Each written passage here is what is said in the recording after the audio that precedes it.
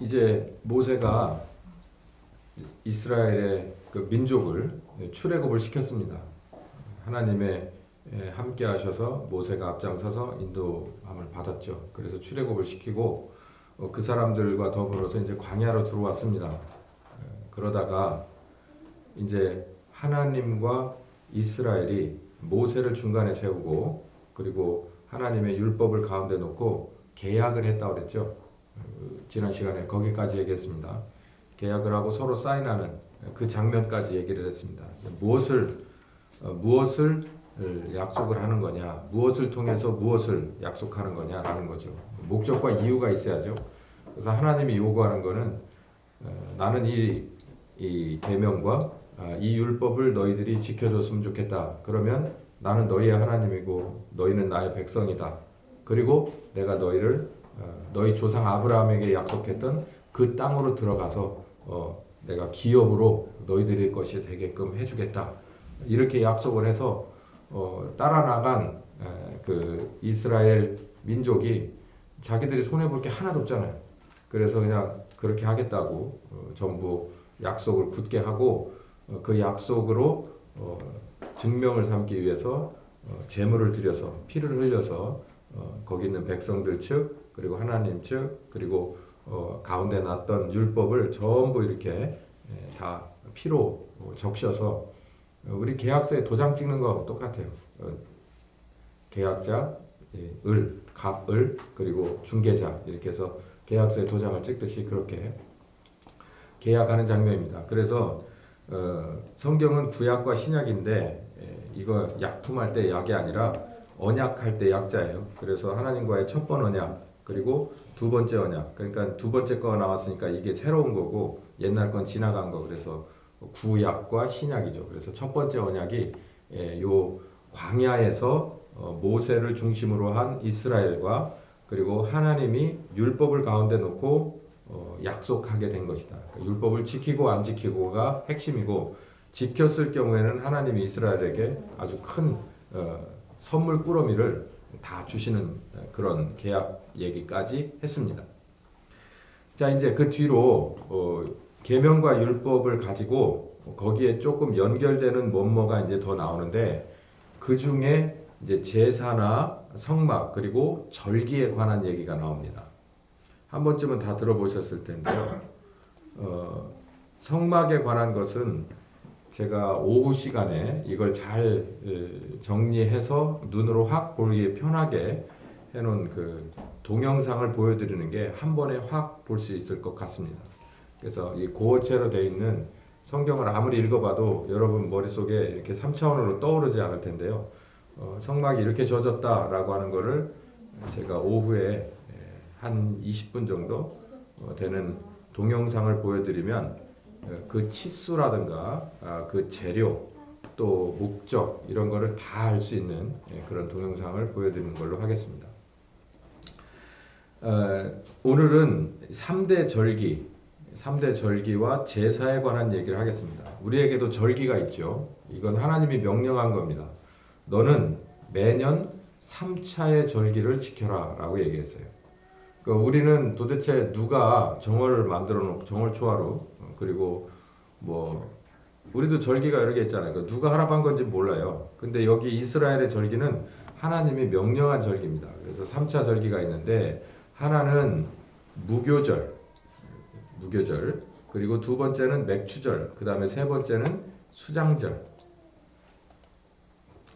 무교병의 절기를 지키는 무교절이 있고 뭐 이거 우리 왜 하냐 이제 이거를 떠나서 이런 게 있다 그냥 교양 정도로만 알면 될 것 같고 뭐 온갖 여러분 뭐 자료를 찾아보면 이스라엘의 3대 절기 7대 절기 해보면 뭐 거기에 영적인 거 집어 넣어가지고 정말 많이 있는데 저는 그런 얘기는 하고 싶지 않고 그냥 교양 삼아서 이스라엘이 광야에 나와서 하나님께 명령받은 절기가 3개짜리가 있고 3개 포함한 7개짜리 확장팩이 있다. 이 정도만 알고 지나가면 될 거예요. 그래서 이게 무슨 영적인 의미가 다 있긴 하지만 있다고 가르쳐 드린다고 여러분이 그거 가지고 여러분에게 피가 되고 살이 될 건 하나도 없기 때문에 저는 없다고 봅니다. 그래서 그 얘기는 안 하고 싶고 그냥 교양 삼아서 이렇게 쭉 지나가는 거예요. 근데 중요한 건 이겁니다. 이 절기를 왜 하냐면 여러분 설날은 왜 합니까? 정월 대보름은 왜 합니까?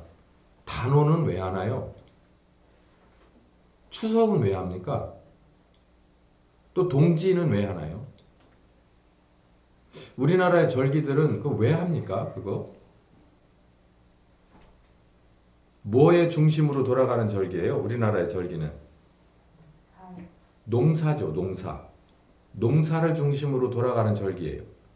근데 이스라엘의 절기는 농사를 중심으로 돌아가는 것 같긴 하지만 그러나 이스라엘의 절기는 3개짜리나 7개짜리나 모두 하나님이 이스라엘을 구원하셨다라고 하는 각도에서 돌아갑니다.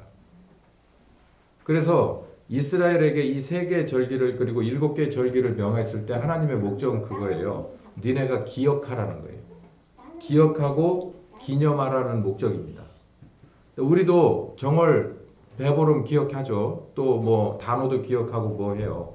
근데 그게 특별한 목적이 농사에 관한 것이기 때문에 그냥 거기에 사람들이 의미를 부여하지만 이스라엘의 절기는 항상 목적이 하나예요. 이유가 하나입니다. 하나님이 우리를 애굽에 종살이 하던 우리를 건져냈다. 그러고 보니 우리도 좀 비슷한 게 하나 있는데 그게 광복절. 말하자면 이제 그런 식인데 이 특별한 이유와 목적을 가지고 이스라엘의 절기는 이렇게 명령을 받았다라는 것을 아시면 됩니다. 첫 번째 무교절은 여러분 아시다시피 무교절 첫날이 6월절이죠. 양을 잡아서 피를 바르고 그리고 그걸 고기와 더불어 뭐 무교병하고 먹고 탈출하던 그날 그 전날 밤에 지키던 이 무교절 6월절 그거가 이제 무교절로 확장돼서 여러분들에게 말씀드렸으니까요. 제가 첫날에는 양을 잡고 그리고 고기를 구워 먹고 그다음 나머지 7일 동안은 계속 무교병과 쓴나물만 계속 먹는 거예요. 그러니까 우리로 말하면 그냥 맨밥에 아무것도 없는 맨밥에 그냥 김치 정도 먹는다고 생각하면 되겠죠. 그렇게 해서 7일을 먹어요. 그게 뭐를 의미하냐는 거예요. 군에서 군 생활을 하신 분들은 아시겠지만 군에서도 전투식량을 먹는 때가 있습니다. 전투식량이 좋아요, 그냥 일반 밥이 좋아요 말하면은 뭐 여러 가지 얘기가 나올 것 같으니까 안 물어보겠는데 전투식량보다는 그냥 따뜻한 국과 밥이 있는 게 좋죠. 근데 전투식량을 왜 먹습니까? 재고 처리하느라고요? 그렇지 않아요. 물론 재고 처리하느라고 먹일 수도 있습니다. 근데 전투식량이라는 것을 쭉 며칠에 걸쳐서 먹어봄으로 인해서 이게 전투를 나가게 되면 실제 상황이 벌어지면 먹는 걸 이런 식으로도 먹겠구나라는 것을 경험한 훈련의 일환이죠. 마찬가지로 이 6월절도 그래요. 양을 잡아서 그러니까 집집마다 삼계탕 먹는 겨울 여름철 뭐 이런 거 생각할 수 있는데 그런 게 아니고 이 긴박한 어쩌면 자기네들의 목숨이 모두 한꺼번에 없어져 버릴 수 있었던 그 밤을 생각하면서 양을 먹고 양을 잡아서 먹고 피를 바르고 그리고 숨졸이며 기다렸다가 모든 옷도 입고 다 기다렸다가 한 번에 탈출해야 됐던 그 밤을 생각하기 위한 거예요. 그리고 이스라엘의 절기 가운데는 이 밖에다 텐트 치고 자는 그런 절기가 있습니다. 7일 정도 그 밖에 나가서 그게 뭐냐면 광야에서 자기들이 이렇게 멋진 집에서 살 수가 없어서 바닥 공골이 돼 있고 천장이 이렇게 돼 있는 게 아니라 텐트 가운데서 40년 살았다는 걸 기억하게 하기 위해서 밖에서 자는 때가 있어요. 근데 우리는 그걸 그냥 여름 휴가라고 생각을 하지만 다 그렇게 의미가 우리하고는 전혀 다른 의미예요. 꼭 가르쳐 주는 거예요. 이런 때가 있었다. 그래서 하나님이 우리를 이렇게 인도하셨다. 이거 니네들은 기억해야 돼. 이걸 가르쳐 주는 거예요. 6월절도 그 첫 번째 하나님의 10번째 재앙을 넘어가게 하셨던 그 일에 관한 겁니다. 그래서 7일 동안 무교병을 먹어요. 누가 무교병을 먹고 싶은 사람이 어디 있어요? 맛있게 제대로 만든 빵을 먹고 싶고 그 안에 들어가는 뭐 치즈 뭐 버터 다 먹고 싶은데 무교병만 이 누룽지만 으드득 씹어 먹고 있는 거 똑같은데 그걸 7일 동안이나 해요. 이게 전투죠. 그러면서 애들이 물어보는 거예요. 엄마 오늘도 이거 먹어? 어제도 먹었잖아. 내일이 아니라 앞으로 일주일간 먹어야 돼. 그럼 뭐 싫어 그러면은 얘기하는 거예요. 예전에 너는 상상도 못할 그 옛날에 조상들이 전부 종으로 죽을 수밖에 없었던 애굽에서 우리를 건져내시기 위해서 하나님이 준비하시던 그 밤에 이렇게 우리들의 조상들은 하나님의 은혜를 입어서 우리들이 이렇게 자유롭게 살 수 있게 된 거야. 그러니 앞으로도 기념하기 위해서 7일 동안 체험 삶의 현장이다. 그래 놓고 7일 동안 매겨보는 거죠. 그렇게 하란 얘기예요. 이거. 여기서 우리가 좀 배울 게 있습니다. 신약의 사람이고 사실 뭐 6월절 이런 건 다 영적인 의미고 이건 예수 그리스도를 상징하지만 하나님의 일하는 스타일이래요. 잊어버릴 만하면 가르쳐주고 잊어버릴 만하면 가르쳐주라는 거예요. 그래서 저는 여러분들에게 잊어버릴 만하면 가르쳐주고 하는 어른이고 이제 여러분의 자녀는 나이가 몇이든 간에 부모된 자가 자녀에게 잃어버릴 만하면 가르쳐줘요. 온갖 수단과 방법을 가르치지 말고 가르쳐줘야 돼. 그래서 여기서 휘발성 뇌라서 금방 잊어버리 또 다시 그걸 조여줘야 되는 것은 목회자의 몫이고 가정에서는 부모의 몫이다라는 것을 잊어버리지 마십시오. 두 번째는 맥추절이 있습니다. 맥추절은 보리맥자예요. 그러니까 이게 주님의 일종이거든요. 맥주님, 소주님 이게 주님의 일종이라서 맥하면 왠지 이렇게 확 와닿는 분들이 있을 거예요. 친근하게. 왠지 맥추절 되면 맥주를 마셔야 될 것 같고 그게 아닙니다. 맥추절은 추수에 연관되어 있는 건데 첫 번 추수의 시작이에요. 햇곡시. 그러면 끄트머리가 있을 거 아니에요. 모든 추수가 끝나버리는 끝. 우리 추수의 시작이 뭔 줄 아세요, 여러분? 우리 한 해 추수의 시작이 뭐부터 시작합니까? 보리부터 시작하죠. 징글징글하게 배고픈 보리. 그 시절에 나오는 보리. 그리고 맨 마지막 추수는 뭘로 끝날까요? 벼. 마지막 늦벼. 끝나죠. 이 똑같아요. 이 보리로부터 추수를 시작해서 모든 추수가 끝날 때 수장절. 뭐 우리는 신약에서 추수감사절이라고 말하는데 보리맥주는 첫 번 추수의 시작을 알리고 수장절은 마지막 모든 것 마지막 거를 추수하고 끝났다라고 했을 때예요. 그래서 맥추절이라고 하는 건 첫 번째 이제 보리에 낫을 대기 시작하는 첫 번 추수를 감사한다. 뭘 감사해요? 그러니까 이거 추수를 감사하는 거라고 생각하지만 하나님은 뭐라고 명했냐면 밭에서 추수를 한 것을 감사하는 것 이면에 뭐가 있냐면 애굽에서 종살이 할 때 이스라엘에게는 땅이 있었습니까? 없었습니까? 재산권이 없었죠. 그냥 자기들 자체가 애굽의 재산이었죠. 그랬던 우리인데 이제 땅을 기업으로 얻어서 이건 이제 나중 얘기인데 땅을 기업으로 얻어서 거기다 우리가 파종을 해서 농사를 해서 하나님이 비를 주고 하나님이 구름으로 덮고 하나님이 햇볕을 주셔서 우리가 이렇게 첫 번 추수를 시작했다라는 것을 감사하라는 얘기예요. 그래서 기념하라는 얘기입니다. 그리고 마지막 추수가 다 끝났을 때 이제 한 해가 다 끝난 이 모든 것이 하나님의 은혜다라고 다시 감사하고 화목제를 드리고 기뻐하라는 거예요. 그러고 보면 좀 우리는 하고는 조금 다르죠. 우리는 추수를 시작하면 햇곡식을 가지고 뭘 해서 조상에게 감사를 합니다. 근데 여기는 하나님 여호와 하나님에게 감사를 해요. 우리는 왜냐하면 우리는 땅이 없었던 자들이기 때문에 여기 이 사람들 그렇기 때문에 하나님 앞에 감사해서 우리를 탈출시켜 주셨고 땅을 기업으로 주셨고 농사를 지어서 잘 키워 주셨고 이것에 대한 감사를 하나님 앞에 반드시 드려라. 추수의 시작과 그리고 추수의 마지막에. 그래서 요 세 절기가 마지막 절기 이제 수장절이죠. 포도주까지 다 추수하고 그리고 나서 감사를 드려라 라고 하는 거예요. 첫 번째가 무교절. 자기네들이 애굽에서 노예 신분에서 자유인이 된 탈출을 기념하는 무교절. 그리고 첫 번 추수하는 시작의 맥추절. 그리고 마지막 추수 끝났을 때 수장절. 요 세 개 절기를 지키라라는 겁니다. 이 3대 절기의 의미와 목적은 기념하고 가르쳐 주는 거예요. 이거 굉장히 중요한데요. 하나님을 직접 경험한 사람은요, 기념하고 가르칠 필요가 없습니다. 그리고 그게 온전한 하나님 앞에서의 구원의 조건이에요. 근데 문제는 하나님을 직접 체험하고 경험하고 함께하는 현 상태에 있는 사람이면 사실은 그 사람은 목회자가 뭘 해줄 필요도 없는데 문제는 그렇지 않은 사람이 문제인 거예요.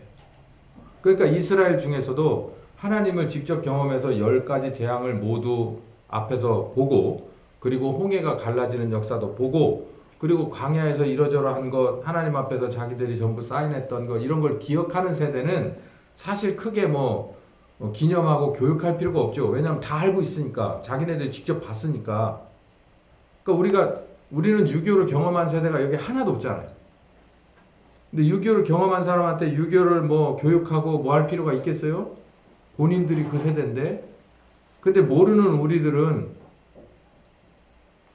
이게 참 묘한 게 뭐냐면 저희 부모는 이 소위 말해서 우리 아버님 맨날 얘기하시는 대동아전쟁 시대, 그러니까 일제시대죠. 일제시대도 아세요. 그리고 한국전쟁도 압니다. 근데 저는요, 전혀 몰라요. 맨날 얘기를 해줘도 그거는 내 얘기가 아니에요. 그래서 전쟁, 그리고 일제시대 얘기하면은 그거 우리 아버지가 잘하는데 이 정도지. 나는 그냥 책에서 배우고 선생님한테 배웠던 요 정도에서 더 이상은 없단 말이에요. 근데 그나마도 계속해서 가르쳐주고 기념하고 교육하지 않는다면 아마 모를걸요. 한 세대가 아니라 그냥 당사자들 세대 그 밑으로 그 얘기가 내려가지 않을 거예요. 현실에 바쁜 사람들이라서. 그래서 하나님이 이걸 직접 명한 거예요. 니네 잊어버리지 말고 교육해라고. 그러면 기념하고 교육한 걸 가지고 직접 경험하지 못한 세대가 구원의 조건이 되냐? 그리고 그 사람들의 인생을 송두리째 바꾸는 게 절대 그렇지 않습니다. 그럼 우리나라의 반공 역사를 봐도 마찬가지예요. 그렇게 투철하게 포스터도 만들고 웅변대회도 하고 뭘 하고 그게 불과 100년이 지났어요? 그거 지금 하나도 안 해요. 그거 하면 이상한 거 됐어요. 모르겠어요. 그게 진짜 이상한 거라서 안 하는 건지 어떤 다른 의도가 있는지 관심 없는데 중요한 건 내 거가 아닌 이상은 최소한 할 수 있는 만큼의 기념하고 가르치는 것마저 안 한다면 오늘 일어났던 일을 내일 우리 다음 세대가 모른단 말이에요. 근데 하나님은 그나마라도 이렇게 하라고 얘기를 한 거예요. 그렇지 않으면은 이 이스라엘 사람들이 하나님에 대한 아주 기본적인 것도 깡그리 다 팔아먹게 생긴 걸 아는 거죠. 어떤 시절을? 애굽의 노예 시절, 출애굽 그리고 광야 생활.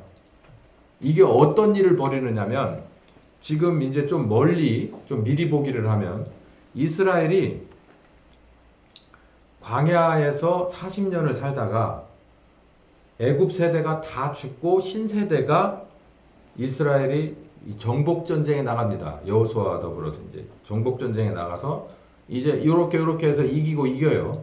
그래가지고 땅을 이렇게 해서 열둘이 다 나눠 갔습니다. 갔고 거기에 왕이 없던 채로 사실 족장 지배 체제로 가나안 지방을 정복해서 살고 있을 때 그때 성경의 배경이 사사기예요. 사사기의 주제가 뭔지 아십니까?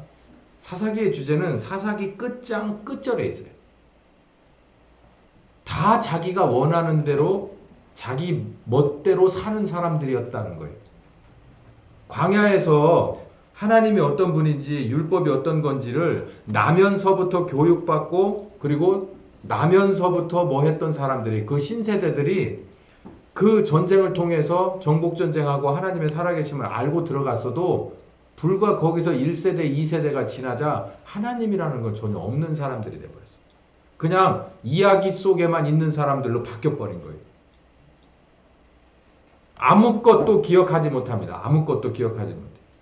그래서 절기를 주신 거예요. 가르치고 기념하라고. 그나마 이것도 없으면 안 된다는 거예요. 우리 우리 저 애들을 이제 합니다. 어른들도 마찬가지예요. 어른들도 모르면 계속해서 기념하고 가르쳐 줄 수밖에 없거든요. 근데 어쩌면 이게 저같이 성질이 좀 급한 사람은 이렇게 한두 번 해가지고 바뀌지 않는다면 전 세 번째는 하기 싫어요. 저 스스로가 자괴감을 느껴서 똑같은 얘기, 똑같은 주의를 세 번 주고 싶지 않다. 그냥 멀어지고 싶은 거지. 왜냐면 내 입이 힘드니까. 근데 여기 보면 기념하고 교육하는 건 이걸 감안하는 거예요. 상대방이 이걸 또 잊어버리고 또 허투루 듣고 또 아무것도 없는 휘발성 내라서 깨끗하게 리셋될 거라는 걸 가지고 다시 시작하는 거예요. 태엽을 열심히 감아서 끝까지 감아놔요.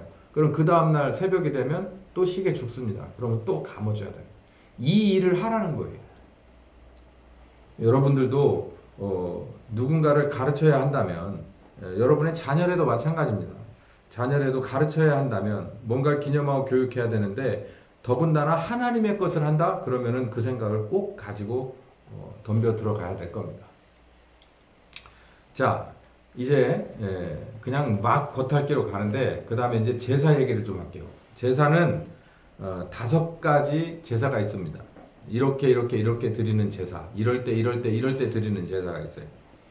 이 제사는 한번 들어두시면 좀 실감 날 겁니다. 왜냐하면 오후에 성막을 보시면 그 성막의 구조나 이런 걸 보면 그 안에가 사실 말이 하나님과 사람이 만나는 곳이지 거긴 사실 도살장이나 마찬가지예요.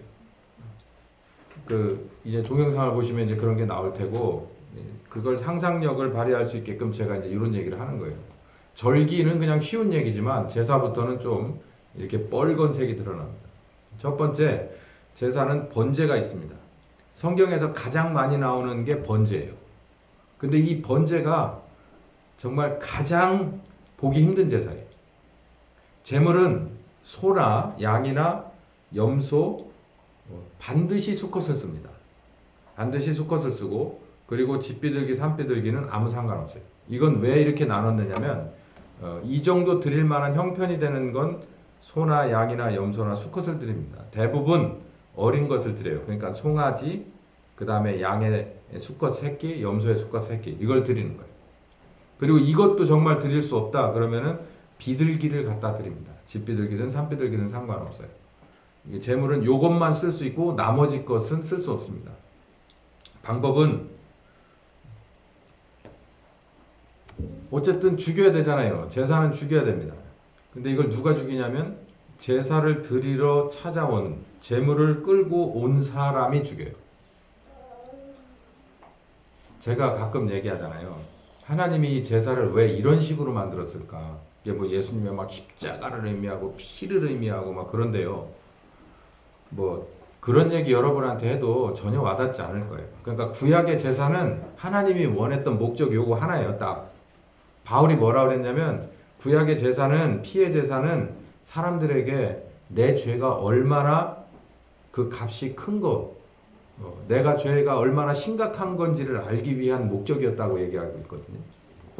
여기에는 이렇게 그냥 아주 짧게 얘기했지만 제물을 고르려면 흠이 없고 점이 없는 것을 골라야 돼요. 흠이 없고 점이 없다는 건 뭐냐면 짐승을 여기 보면 잘 이 내위기를 읽어보면요. 짐승을 흠이 없고 점이 없는 것이 있고 때 중에 들어있는 양이나 소나 염소 이렇게 얘기하거든요. 그건 무슨 말을 하는 거냐면 점이나 흠이 있을 수 있어요. 어떤 거는 그 양떼 뭐 100마리 200마리 가운데 넣어놓으면 거기서 어떤 건 다리도 부러졌다가 붙고요. 어떤 건 이렇게 살이 찢어지기도 하고 이렇게 붙고 있는 것도 있어요. 근데 점과 흠이 없는 건 따로 키우는 겁니다. 그냥 아주 쉽게 말하면 점과 흠이 없는 건 내가 데리고 살아요. 그래야 먹이고 그리고 지켜줘야만 이런 데 상처가 없겠죠. 지금으로 말하면 여러분이 기르는 집에 개, 고양이 그 뭔가 있어요? 그걸 말하는 거예요. 그거 때 되면 다 밥 주잖아요. 어쩌면 사람보다 더 맛있는 거 사다가 줘요. 그렇게 해서 키웁니다. 뭐 쬐끔 뭐 이렇게 이쁜 짓 하면 그거 좋아가지고 키워요. 점과 흠이 없는 거라는 건 그걸 말하는 거예요. 그러니까 내가 얼마나 정을 주고 사랑을 주고 나하고는 정말 뗄래 뗄 수 없는 것 그런 걸 말해요. 그게 점과 흠이 없는 거예요. 이거 검사를 해요. 제사장이 검사를 한다니까. 이렇게 들춰봐요. 여기 어디 피부병 있는 거 있나, 어디 찢어졌는 거 있나, 다리를 저나, 이런 걸 다 본다고요. 그렇게 해서 통과를 하려면 내가 하여간에 내 집안에다가 들여놓든 바로 집 밖에 묶어놓고 항상 쳐다보고 있든 그걸 그렇게 키워서 정이 담뿍 들어간 놈이어야만 한다는 얘기예요. 그러니까 그거를 번제를 드리러 간다고 하면 아마 아버지가 이걸 끌고 가려고 하면은 그 자식이 나와가지고 어떻게 하겠어요? 생각을 해보세요. 여러분이 키우고 있는 개를 예를 들어 개장사한테 판다고 아버지가 끌고 간다고 생각을 해봐요. 그럼 애들이 뭐라고 하겠냐고. 아이고야 오늘 돈 좀 생기겠다. 이럴까요? 그날은 제사를 드려야 될 날이 뭐 예를 들어서 다음 달 이 첫날이다. 그러면은 한 달 전부터 애들은 밥 안 먹고 시작할 거 시위를 시작하겠지. 그래도 어쩔 수 없이 명령이니까 내 죄값이니까 그걸 끌고 가야 되는 거예요. 누가 생각나요? 이런 장면이 있잖아요. 우리 공부했잖아요. 아브라함이 자기 아들 끌고 갈 때 그랬겠죠. 이거는 아들은 아닌데 어쨌든 아들만큼 사랑했던 거니까 끌고 가는 거예요. 그러면서 마음이 어쩌겠냐고. 애들은 막 징징 짜고 울고 막 배성 통곡을 하고 막 온갖 집안이 발칵 뒤집어진 상태에서 이걸 끌고 가는 거예요. 안 그랬을까요? 전 읽어보면 훤히 보입니다. 그러면서 끌고 가요. 그럼 끌고 가서 내 죄가 있다고 생각하면 그 짐승의 머리 위에다가 손을 얹고 이 죄값을 이 짐승에게 줍니다라고 해야 돼요. 그러면서 속으로 생각할 거 아니에요. 야, 왜 내 잘못을 왜 야가 지고 죽어야 되냐. 내 잘못은 내가 책임져야지 왜 야가 지냐. 이 생각을 안 하면 사람도 아니죠. 지가 그렇게 사랑해서 키웠는데 이럴라고 내가 밥 줘서 키웠지. 이렇게 생각해. 왜 내가 잘못했는데 얘가 죽어야 돼. 작년에도 하나 죽였는데 얘를 또 죽여야 돼 라고 하는 생각을 하라는 거예요. 너 때문에 죽는다는 걸 알으라는 거예요. 근데 이게 예수님 당시에 성전에서는 완전 습관성이 돼버렸어요. 그래서 거기서도 냉겨 먹어. 애들 몰래 이렇게 끌고 오고 막 애들 막 가슴 막 이렇게 무너지게 만드는 거 싫으니까 그냥 아무것도 모르는 짐승 그냥 사가지고 오면 되잖아. 예를 들어 삼계탕을 해야 되는데 집에서 우리 애가 키우던 거예요. 어려서 저기서 사왔어. 학교 앞 문구점에서. 그 삼계탕을 끓여 먹을 수 있는 아빠 있으면 손 들어봐요. 근데 홈플러스 가서 발가벗고 누워있는 거는 얼마든지 가져다가 삼계탕 끓여요. 양심의 가책 없이. 그러니까 성전 앞에 가서 그걸 팔아요. 장사는 냉겨야 맛이잖아. 그러니까 다리 부러졌다가 붙은 거 그냥 질질 끌겨 가서라도 그냥 그렇게 어차피 죽을 건데 반값인데 뭐 임은 조금만 남길 테니 어쨌든 당신도 남고 나도 남읍시다. 그리고 제사장한테 조금 찔러주고 제사장이 검사를 통과시켜줘요. 아, 이 정도면 합격이요. 그 꼴을 예수님이 봤다고요. 총체적인 난국인 거지. 자기가 끌고 와서 애지중지하게 키워서 끌고 와서 머리 위에다가 자기 죄를 다 뒤집어 씌우고 자기가 칼을 잡아서 목을 따요. 세상에 어떤 짐승이 목에다가 칼을 집어넣으면 가만히 있겠습니까? 그걸 지가 봐야 돼요. 그리고 그 피를 다 받아야 돼요. 도대체 뭔 생각을 했을까요? 아, 이거 얼른 끝내고 가가지고 술 한잔 해야지. 사람이요? 아, 기분 더러운데 그냥 나가가지고 어쨌든 탈탈 털어버리고 내일부터 새롭게 출발해야지.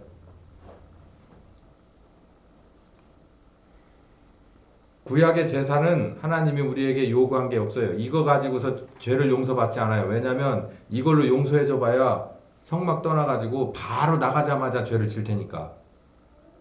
그 대신 네 죄값이 얼마나 무서운 건 줄은 알으라는 거예요. 우리 지금 해볼까요? 전 사임하고 싶습니다. 전 못해요. 못할 것 같아요. 할 것 같아가 아니라 못해. 각을 뜨고 가죽을 벗겨요. 제사장은 그 피를 옆에서 받아가지고 제단에 이렇게 바를 때 바르고 그리고 나머지는 그 제단 앞에 뿌립니다. 그러면 뭔 냄새가 날까요? 피 냄새가 나겠죠. 그리고 가죽만 벗겨놓고 나머지 것은 이렇게 필요한 만큼의 이렇게 각을 떠요. 이렇게. 그래서 그거를 제단 위에 올려서 이제 다음 시간에 보실 성막에 그 제단 불이 나오거든요. 그 불에 올려놓고 태웁니다. 이게 번제예요. 왜 이걸 하냐면 죄 용서를 받기 위해서예요.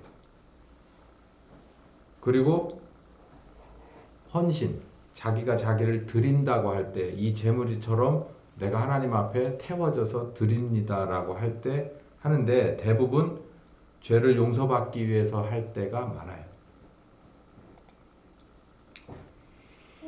두 번째는 이제 좀 쉬어가지죠. 소제입니다. 소제.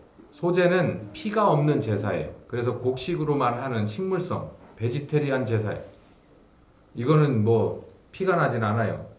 제물이 고운 가루, 그러니까 뭐 밀가루 이렇게 잘 빻은 거, 깨끗한 것, 그리고 유향과 기름 이런 걸 가지고 와서 섞어서 반죽해서 소금을 좀 뿌려서 거의 무교병식이죠. 그렇게 해서 찌거나 아니면 굽거나 이렇게 해서 하나님 앞에 드리는 겁니다. 근데 이것을 가지고 와서 제사장에게 주고 제사장이 이렇게 잘 만들어지고 구워진 그 떡을 가져다가 일부분을 가져다가 하나님 앞에 드리고 이제 제단에 올려서 태워요. 그리고 나머지 거는 제사장이 킵합니다. 이게 제사장의 몫이 있는 몇몇 것 중에 하나예요. 제사장이 제사 드려준 사람이 가지는 것도 있어요. 감사를 드리고 그리고 하나님 앞에 예물을 드린다라고 할 때 이 소제를 많이 드립니다. 자, 화목제가 있고 그 다음에 속죄제가 있고 그 다음에 속건제가 있는데 요거는 우리 다음번 성막 우리 오후에 잠시 요 얘기를 조금 더 하고 성막 동영상을 보는 걸로 할게요. 자, 오늘 말씀을 좀 정리를 해보면은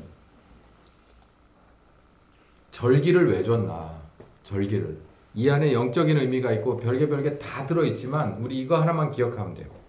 절기는 하나님이 뭔가를 꼭 기억해 달라고 하고 기억하기 위해서 이런 행사를 주신 거예요. 그리고 가르치라는 거예요. 기억하고 가르쳐라. 너뿐만 아니라 니네 후세대에게. 이걸 명심하시고 우리는 무엇을 기억하고 무엇을 가르쳐야 될까를 부모된 자는 그리고 가르치는 자는 늘 생각해야 됩니다. 이스라엘의 입장에서는 노예 시절과 그리고 탈출했던 것과 광야 시절에 했던 것을 기념하고 가르쳐야 될 게 있었고 그럼 신약 시대에 한국에 있는 우리는 뭘 기념하고 가르쳐야 될까를 고민해 봐야 돼요.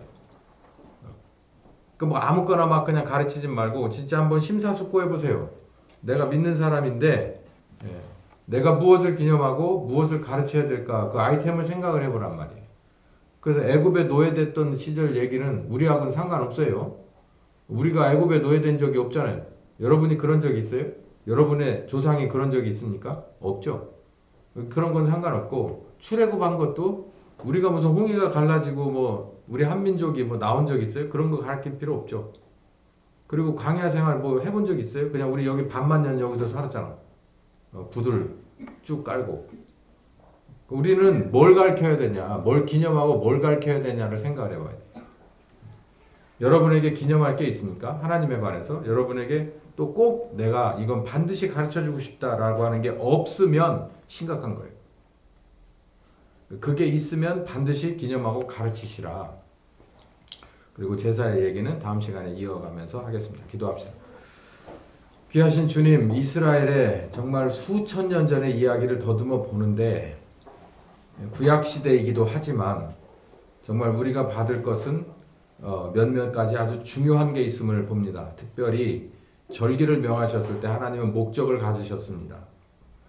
하나님이 이스라엘을 늘 약속한 대로 그렇게 지키셨고 탈출시키고 함께 하셨다는 것을 너희 이스라엘은 후세대 모두 기념하고 기억하라는 것입니다. 우리는 또 무엇을 기념하고 가르쳐야 될까요? 우리 모두가 우리 자신을 돌아다보고 내 인생 가운데서 하나님이 어떻게 개입하셨고 어떻게 인도하셨나를 잘 기억해내서 기념하고 후세대에 가르쳐 줄 수 있는 것을 찾아낼 수 있게 하여 주시옵소서. 예수님의 이름으로 기도했습니다. 아멘. 지금은 우리 주 예수 그리스도의 은혜와 아버지 하나님의 극진하신 사랑하심과 성령님의 교통하시는 역사가 이제 이곳에 나와서 주일 하루만이라도 하나님 앞에 내 시간과 정성과 그리고 헌금을 드리며 말씀을 듣고 부족하지만 중심 똑바로 잡고 세상을 열심히 주님 말씀 따라가기로 작정하는 한 심령과 가정과 교회 후에 함께 하시길 예수님의 이름으로 축원하옵나이다. 아멘. 네, 오늘 오전 예배는 여기까지 하겠습니다.